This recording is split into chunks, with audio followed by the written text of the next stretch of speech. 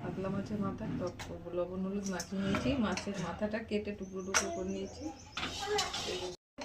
মাছের মাথাগুলো ভেজে নেবো। ভাজা হয়ে গেছে, মাথাগুলো তুলে নিচ্ছি। মাছের মাথাগুলো সব ভাজা হয়ে গেছে, তুলে নিয়েছি। একটু কালো সরষে, দুটো শুকনো লঙ্কা ফোড়ন দিলাম।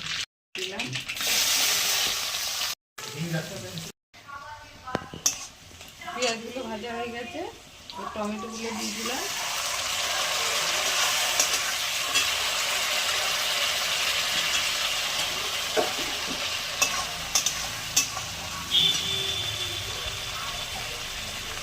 লবণ দিলাম,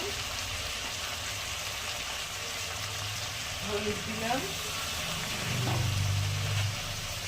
একটু চিনি দিলাম।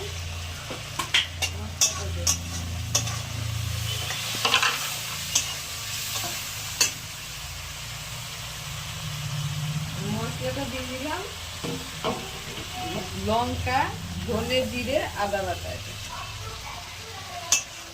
কষিয়ে নেবো মশলাটা ভালো করে।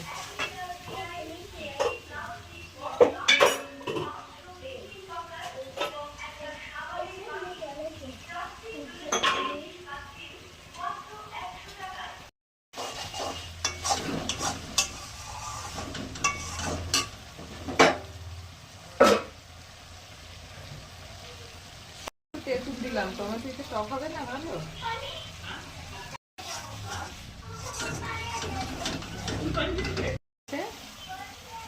এবার মাছের মাথাগুলো দিয়ে দিলাম।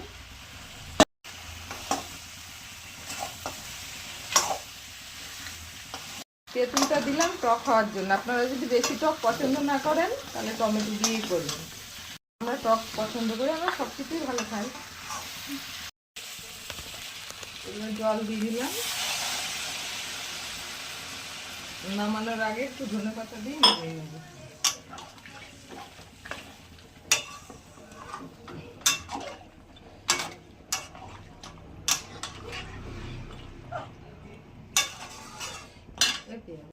দিচ্ছি, এবারে নামিয়ে নেব।